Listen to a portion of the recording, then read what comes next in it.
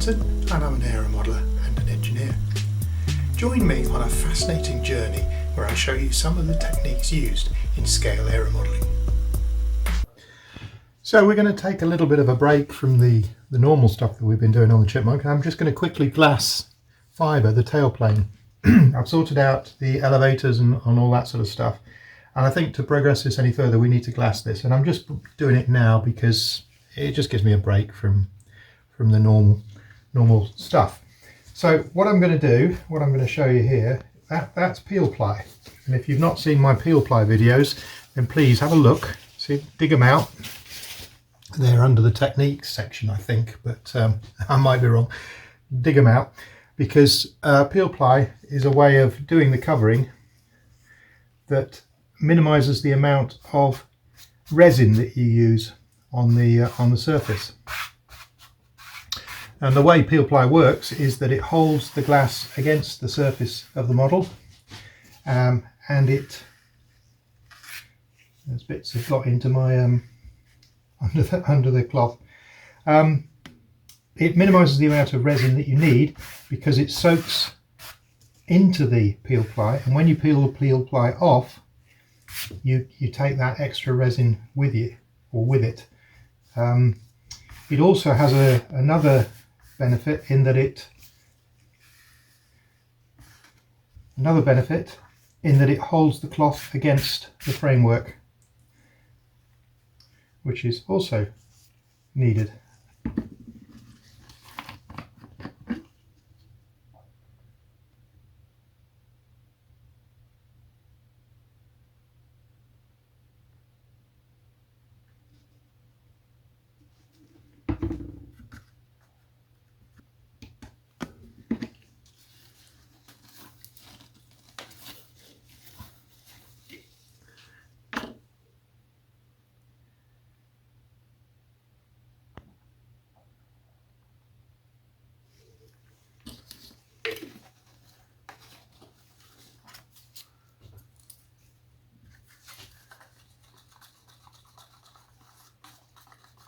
I can't emphasize enough that you must really make sure you've stirred the epoxy properly and mixed it completely.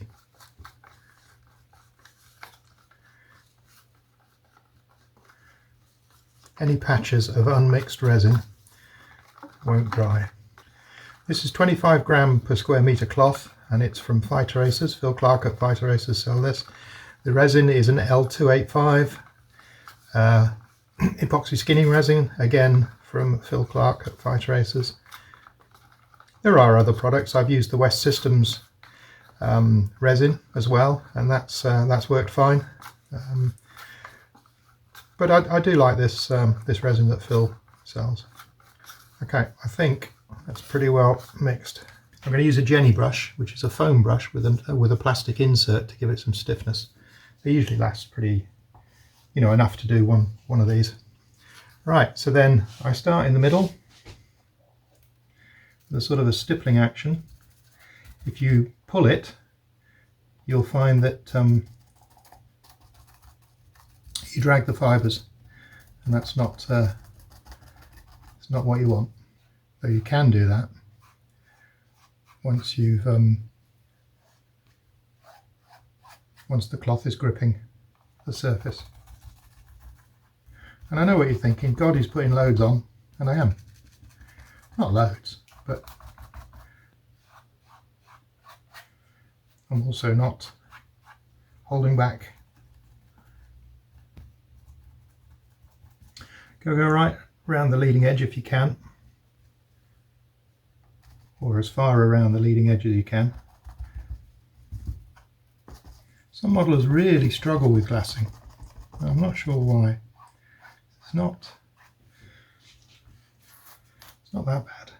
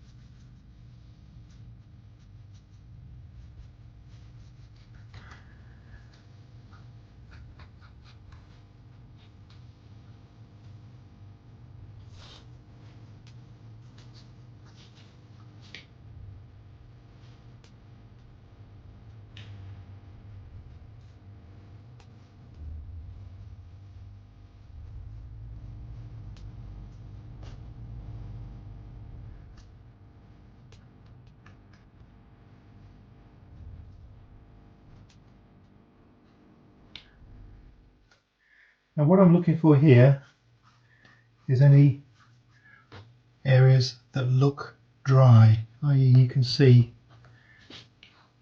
white of the cloth, and any bits that have lifted slightly. Don't worry about going over the edges, you don't need to do that, but you should be able to get it to wrap at least halfway around the leading edge. Now some cloths won't do that, they just won't, and you have to hang pegs from the cloth to get them to drape. I would argue that you need to go and find another cloth if you get that. A good cloth will conform. Right, so that's that done. Now what I'm just going to do is I put 28 grams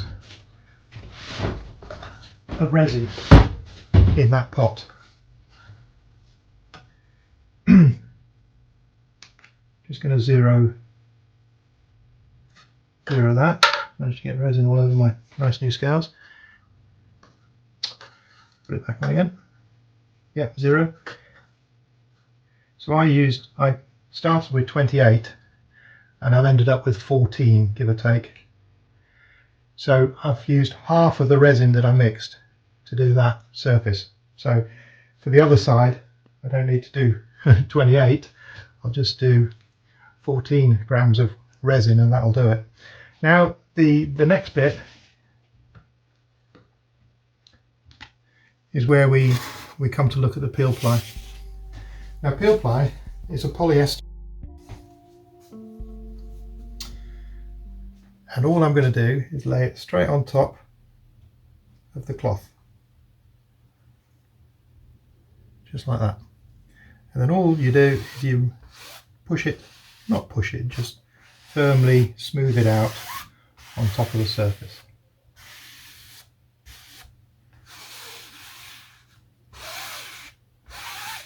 Now as you can see, this piece is not big enough to cover the entire tailplane. So don't worry about it. You know, people worry about an overlap or something like that. And we don't worry about that with Peel Ply. If there's an overlap, it just leaves a very slight ridge, and that's all. So just put the Peel Ply over the edge and just give it a bit of an overlap. That's all you need to do. Now the next thing you need to do is just make sure you really work the Peel Ply onto the surface. Now, there are several ways you can do this. You could use a card or a brush or something like that, but I tend to find just doing it by hand is enough.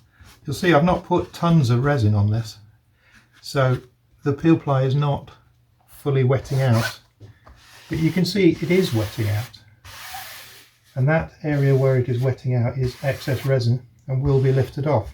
The perfect resin mix for fiberglassing is 50-50, so the weight of the cloth plus the equivalent weight of resin will give you 50% glass cloth and 50% resin, and that gives you the perfect mix or ratio. So you can see there that that's stuck to the wet resin, just like that. And then all we do is we leave that for at least a day. So it's around midday the next day.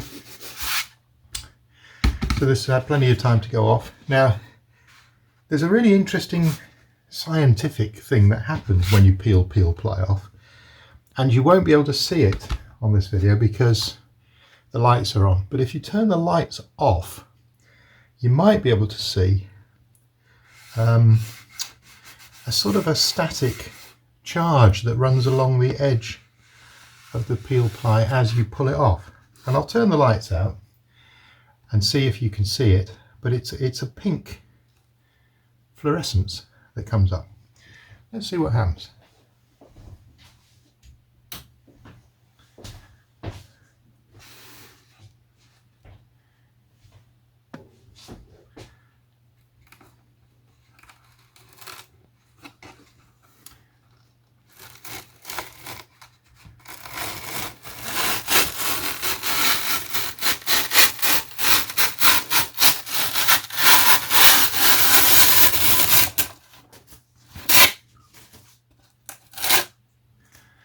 So did you see that?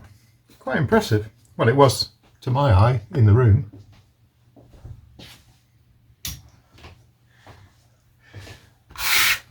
So what we've got now is the glass is nice and hard, and the finish on this, which you can't really see, but it's the texture of the Peel Ply. So it's a bit like a woven cloth. It's a bit like Solotex, and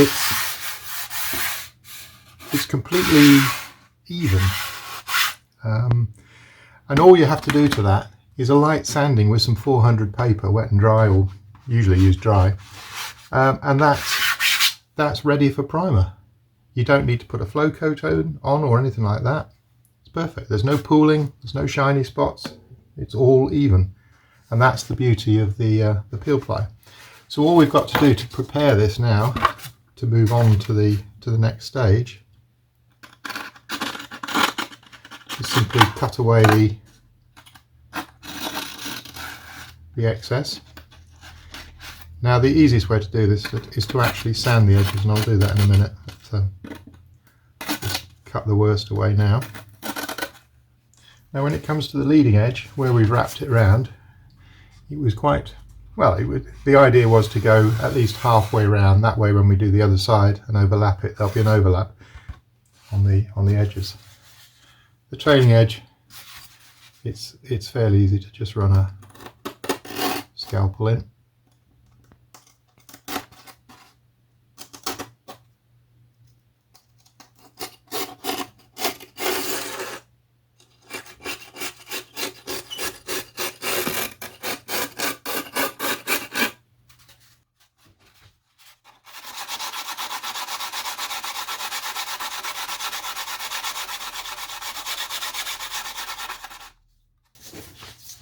Now, needless to say, once the Peel Ply has been used and torn off, and you can see the excess resin is in there, then it's scrap. But Peel Ply is very cheap, so it's not a big issue. People often ask, what about the areas like the trailing edge? How do you get the glass cloth to cover those areas, you know, like in here? Well, you don't need the strength in there, you don't need the protection. What you could do, if you just want to protect the balsa wood, is give it just a coating of resin, just to give it some protection. So there we are. That tailplane is, the underside is done. Now we've just got to do the other side, the upper surface. I tend to try and do the undersurface first, and then all the overlaps are hidden. Okay, in an effort to not waste quite so much resin as I did yesterday, we found that it took 14 grams of resin to cover the top. So I'm going to mix 12 grams of resin with 4.8 grams of catalyst, and that should give us about 17 grams, so a little bit extra. So hopefully enough. If not, then we'll have to just quickly mix up some more. So it's not always that easy to measure it that precisely, but we'll do our best. So if we can get 12 grams of resin in here, that would be good.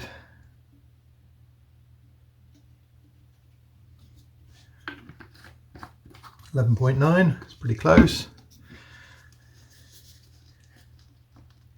Oh, need to get some more L285, I think, running low. So if we zero that, we want about 4.8 grams catalyst. This is the one that's quite difficult to measure out accurately. 4.8, well actually 4.9, close, good for me. Right, I'm going to put the gloves on before I start stirring.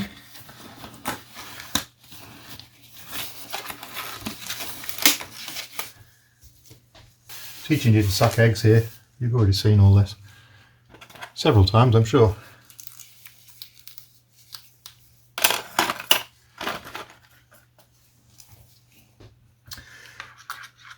Same as I said when we did the video yesterday.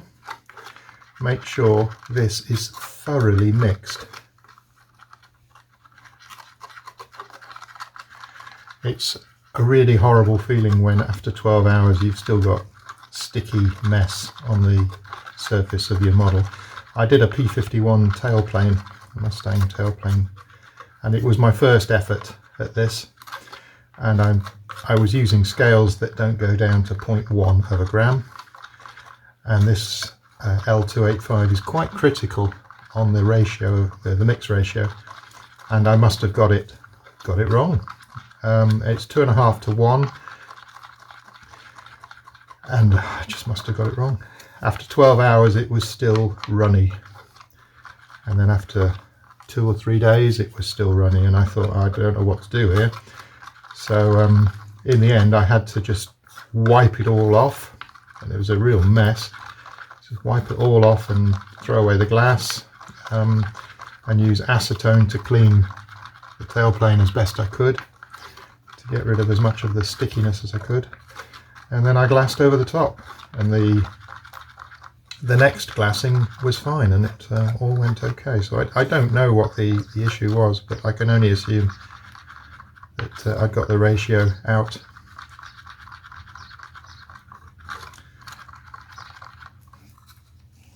Those scales out of the way, I have a habit of splashing them. There we go, I think that's pretty well mixed now. So I'm going to shut up. I'm not going to say anything during this one because you've already seen this once. You don't need to, really see it again. But I'll put some plinky plonk music on, and you can just watch it again. I'll probably do it at double speed.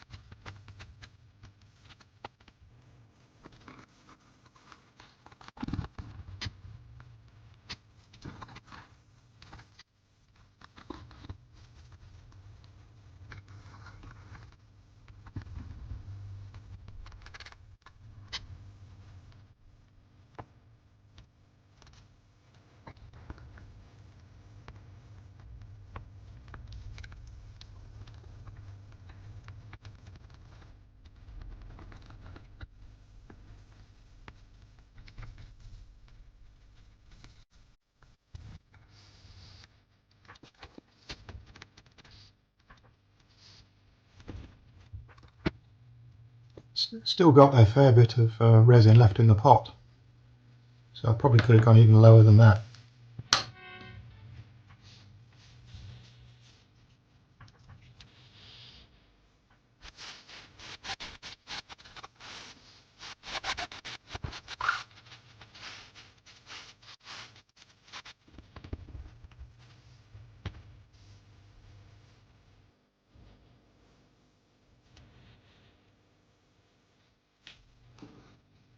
And there we go. If we leave that for 24 hours, we can peel the other side off, and a bit of sanding, and the tailplane's ready for primer.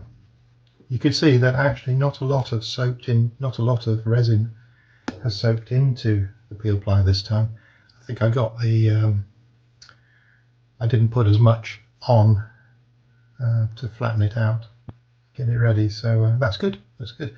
As long as sun comes up through the peel ply, then you've put it on wet enough. If you don't get any come up through, like here, this area here, then it makes you think maybe you didn't put enough on.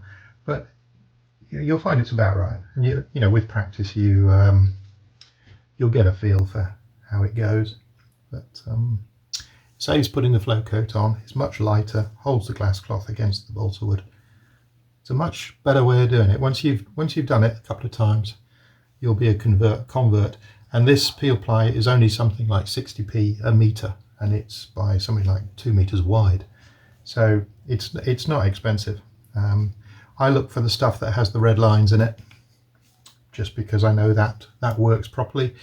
If it's pure polyester, then it won't stick to the glass fibre, but I'd do a test first if you go to a new supplier or something like that and you buy it from somewhere where you haven't used before. You can get pure polyester from dressmaking supplies, fabric supplies, that sort of stuff, and it's even cheaper. But please do check that it doesn't stick to the epoxy before you commit to it. This stuff, as you saw when we peeled it off, it's fine. There's no problems with it at all. So I always look for this same red weave through it. You know, even if I just go onto eBay or something like that and buy it on the web, if it's got the red lines in it, it tends to be made by the same factory, I reckon. And so you're ending up with the same stuff, even though it's come from a different vendor. But there is actually a version of Peel Ply that has a coaxial weave, which allows it to conform to strange shapes underneath, like a fuselage, you know, like a Spitfire fuselage, where it's very, very curvaceous. And that's really nice, but I've never managed to find a supplier of it in the UK. So if you hear of one, let me know. Okay, so we'll leave that to set, and then we'll peel it off and take it from there. So it's been 24 hours now, and it's all seems to be dry. I'm not going to show you the pink, and I think it's a static sort of effect. But so when you peel it back, right back flat on itself. Otherwise, you can lift the glass cloth. It's unusual, but and it just peels straight off. There's no real effort involved.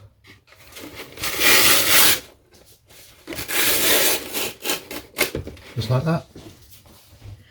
And then you can see that this has picked up some resin, excess resin, and you can't reuse that. That's had it.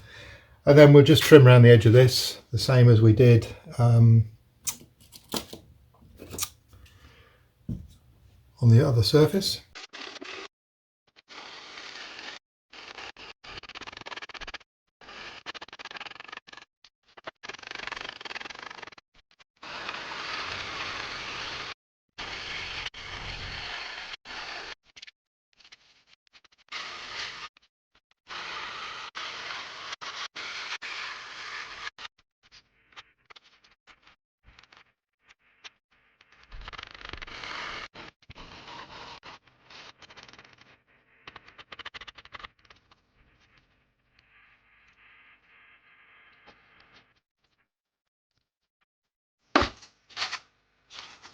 Just a bit of a sand down and some primer, and we're done. If you've enjoyed the video, please click like and subscribe, and I'll see you on the next one.